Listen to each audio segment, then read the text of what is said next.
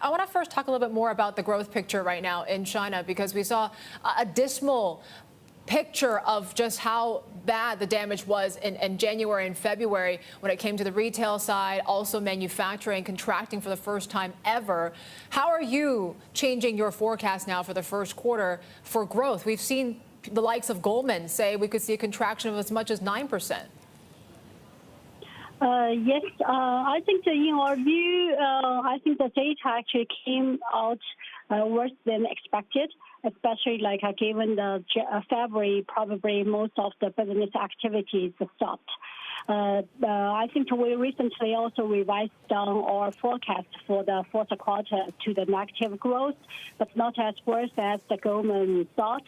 And also we expect that for the second quarter that there will be a V-shaped rebound, and then will be an even better third quarter and the fourth quarter.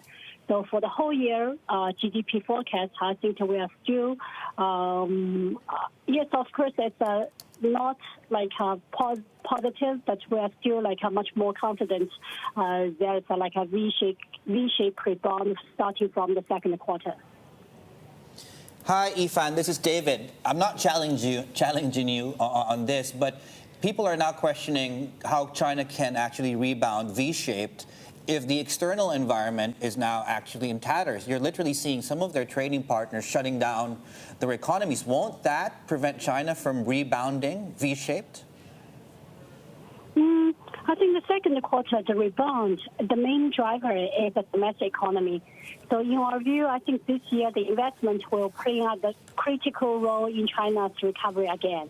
So currently, we already view the government for the infrastructure, the efforts in the infrastructure, including both the old infrastructure and the new infrastructure. So the local government bond issuance will up to 4 trillion and could be even higher. And also the government also pledged to spending over 1 trillion in the new infrastructure, including this kind of cloud data, AI, smart city, and 5G. I think that will all combine to boost the Chinese economy.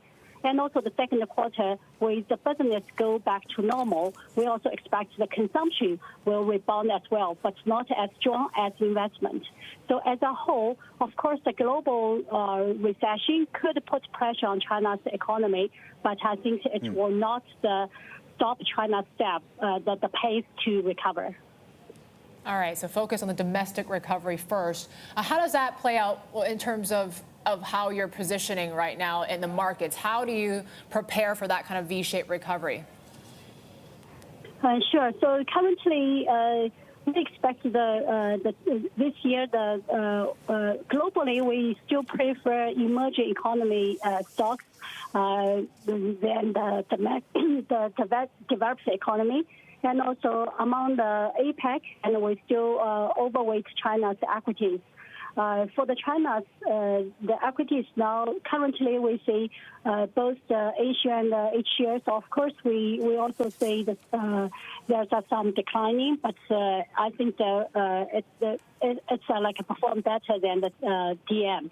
So, and also going forward, we also expect short-term volatility, but we also prefer the leaders in the consumer staples and e-commerce and also the technology and healthcare. We think there's still sectors very attractive to the investors.